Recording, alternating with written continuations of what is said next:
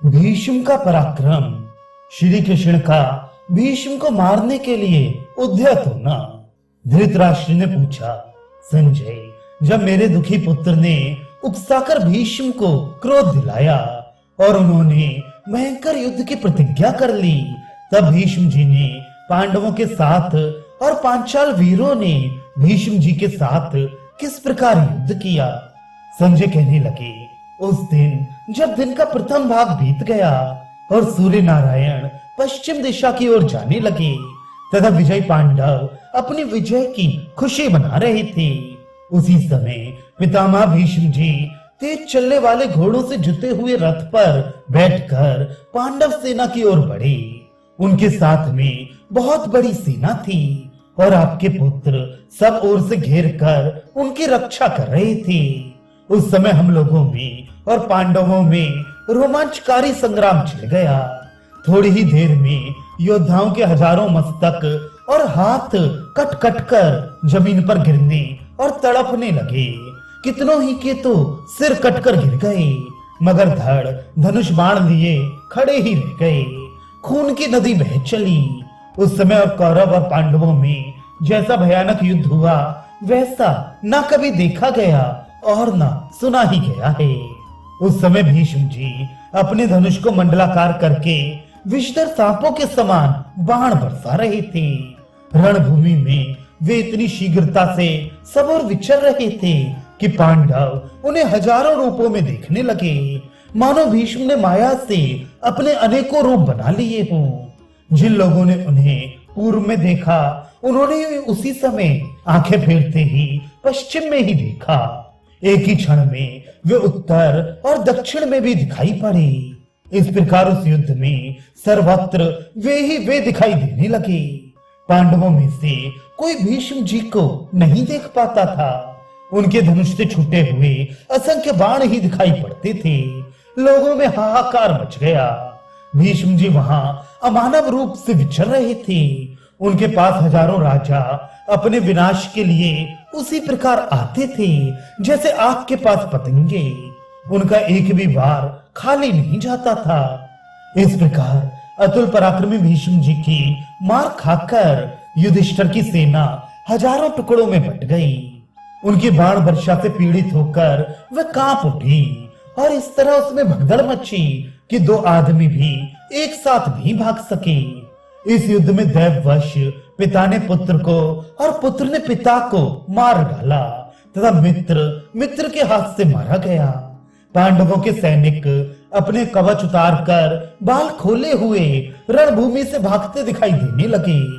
पांडव सेना को इस प्रकार बिखरी देख भगवान श्री कृष्ण ने रथ को रोककर अर्जुन से कहा, पार्थ, जिसके लिए तुम्हारी बहुत दिनों से अभिलाषा थी वह समय अब आ गया है। अब जोरदार प्रहार करो, नहीं तो मोहवश प्राणों से हाथ धो बैठोगे।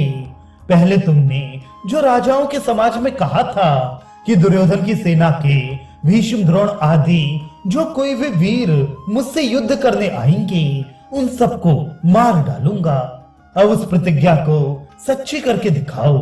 अर्जुन, देखो तो अपनी सेना किस तरह तितर बितर हो गई है और ये राजा लोग काल के समान भीष्म जी को देखकर ऐसे भाग रहे हैं जैसे सिंह के डर से छोटे छोटे जंगली जीव भागते हों। श्री कृष्ण के ऐसा कहने पर अर्जुन बोले, अच्छा, अब आप घोड़ों को हाकिए और इस सैन्य सागर के बीच से होकर भीष्म जी के पास रथ ले चलिए। मैं अभी उन्हें युद्ध में मार गिराता हूँ। तब माधव ने घोड़ों को हाँक दिया और जहां भीष्म जी का रथ खड़ा था उधर ही बढ़ने लगे। अर्जुन को भीष्म जी के साथ युद्ध करने के लिए तैयार देखकर युधिष्ठिर की भागी हुई सेना लौट आई। अर्जुन को आते देख भीष्म जी ने सिंहनाद किया और उनके रथ पर बाणों की झड़ी लगा दी।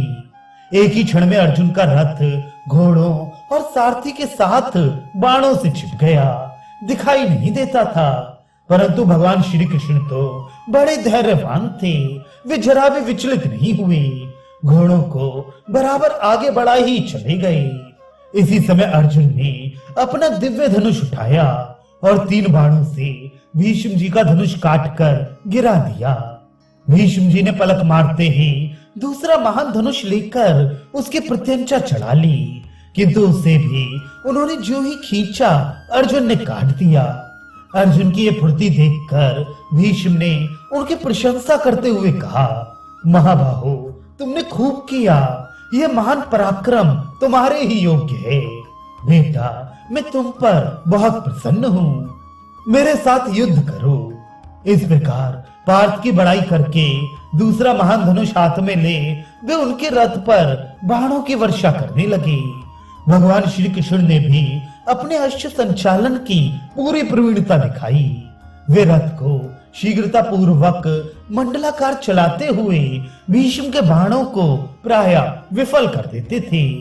ये देख भीष्म ने तीखे बाणों से श्री कृष्ण और अर्जुन को खूब घायल किया। फिर उनकी आज्ञा से द्रोण, विकर्ण, जयद्रथ, भूरिश्रवा, कृतवर्मा, कृपाचार्य, श्रुतायु, अम्बष्टपति, विंद, अनविंद और सुदक्षिण आदि वीर तथा प्राच्य, सौवीर, बसाती, क्षुद्रक और मालव देशीय योद्धा तुरंत ही अर्जुन पर चढ़ाए। वे हजारों घोड़े, पैदल, रथ और हाथियों के झुंड से गिर गए। उन्हें उस अवस्था में देख वीर सात्यकी सहसा उस स्थान पर आ पहुंचा और अर्जुन की सहायता में जुट गया। उसने युधिष्ठिर की सेना को पुनः भागती देखकर कहा, क्षत्रियों, तुम कहां चले? ये सत्पुरुषों का धर्म नहीं है। वीरों, अपनी प्रतिज्ञा ना छोड़ो, वीर धर्म का पालन करो। भगवान श्री कृष्ण ने देखा कि पांडव सेना के प्रधान राजा भाग रहे हैं, अर्जुन युद्ध में ठंडे पड़ रहे हैं और भीष्म जी प्रचंड होते जाते हैं। ये बात उनसे सही नहीं गई। उन्होंने सात्यकी की प्रशंसा करते हुए कहा, श्री वंश के वीर जो भाग रहे हैं उनको भागने दो, जो खड़े हैं वे भी चले जाएं। मैं इन लोगों का भरोसा नहीं करता। तुम देखो, मैं अभी भीष्म और द्रोणाचार्य को रथ से मार गिराता हूँ। कौरव सेना का एक भी रथी मेरे हाथ से बचने नहीं पाएगा। अब मैं स्वयं अपना उग्र चक्र उठाकर महाव्रती भीष्म और द्रोण के प्राण लूंगा तथा धृतराष्ट्र के सभी पुत्रों को मारकर पांडवों को प्रसन्न करूंगा। कौरव सेना के सभी राजाओं का वध करके आज मैं अजात शत्रु युधिष्ठिर को राजा बनाऊंगा। इतना कहकर श्री कृष्ण ने घोड़ों की लगाम छोड़ दी और हाथ में सुदर्शन चक्र लेकर रथ से कूद पड़े। उस चक्र का प्रकाश सूर्य के समान और प्रभाव वज्र के सदृश अमोघ था। उसके किनारे का भाग छुरे के समान तीक्ष्ण था। भगवान कृष्ण बड़े वेग से भीष्म की ओर झपटे। उनके पैरों की धमक से पृथ्वी कांपने लगी, जैसे सिंह मदान गजराज की ओर दौड़े।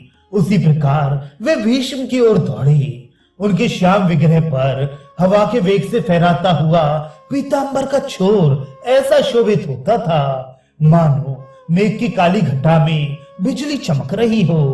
हाथ में चक्र उठाए वे बड़े जोर से गरज रहे थे। उन्हें क्रोध में भरा देख कौरवों के संहार का विचार कर सभी प्राणी हाहाकार करने लगे। चक्र के साथ उन्हें देखकर ऐसा जान पड़ता था मानो प्रलयकालीन संवर्तक नामक अग्नि संपूर्ण जगत का संहार करने को उद्यत हो। उन्हें चक्र लिए अपनी ओर आते देख भीष्म जी को तनिक भी भय न हुआ।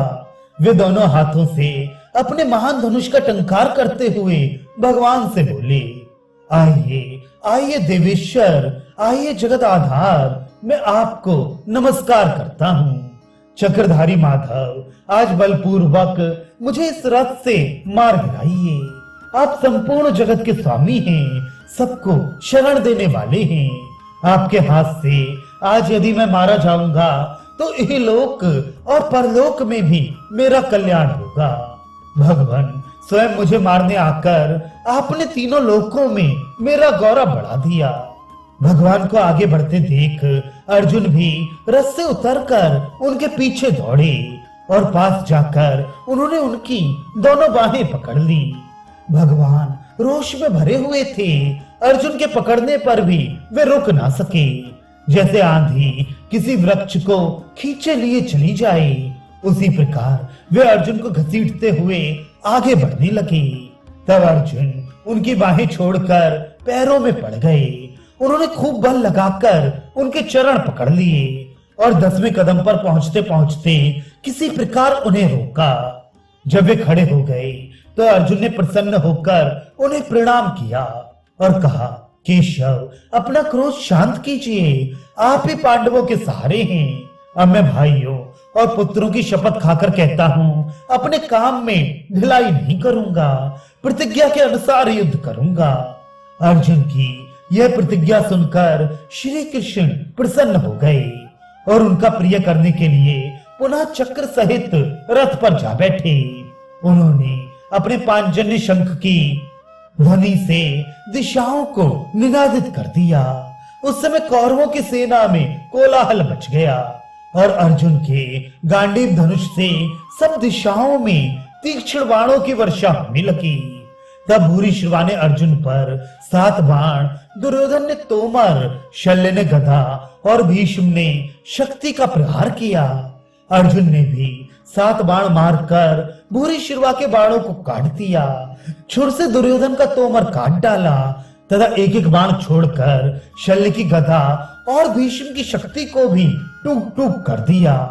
इसके बाद उन्होंने दोनों हाथों से गांडीव धनुष को खींचकर आकाश में महेंद्र नामक अस्त्र प्रकट किया।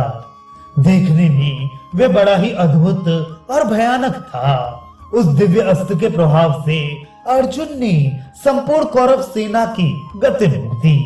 उस अस्त्र से अग्नि के समान प्रज्वलित बाणों की वृष्टि हो रही थी और शत्रुओं के रथ, ध्वजा, धनुष तथा बाहुओं को काटकर वे बाण राजाओं, हाथियों और घोड़ों के शरीरों में घुस जाती थी।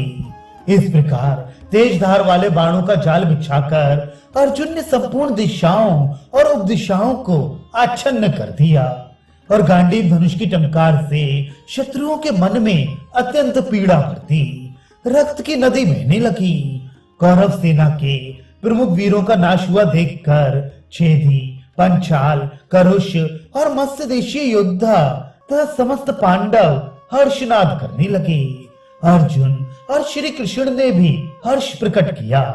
तदनंतर सूर्यदेव अपनी किरणों को समेटने लगे। इधर कौरव वीरों के शरीर अस्त्र शस्त्रों से क्षत विक्षत हो रही थी। युगांत काल के समान सब ओर फैला हुआ अर्जुन का इंद्र अस्त्र भी अब सबके लिए असह्य हो चुका था। इन सब बातों का विचार करके संध्या काल उपस्थित देख भीष्म, द्रोण, दुर्योधन और वाहिक आदि कौरव वीर सेनापति सहित शिविर को लौट आए। अर्जुन भी शत्रुओं पर विजय और यश पाकर भाइयों और राजाओं के साथ छावनी में चली गई। कौरवों के सैनिक शिविर में लौटते समय एक दूसरे से कहने लगे, अहो, आज अर्जुन ने बहुत बड़ा पराक्रम दिखाया है, दूसरा कोई ऐसा नहीं कर सकता। अपने ही बाहुबल से उन्होंने अम्बष्टपति, श्रुतायु, दुर्मर्शन, चित्रसेन, द्रोण, कृप, जयद्रथ, वाहिक, भूरिश्रवा, शल, शल्य और भीष्म सहित अनेकों योद्धाओं पर विजय पाई है।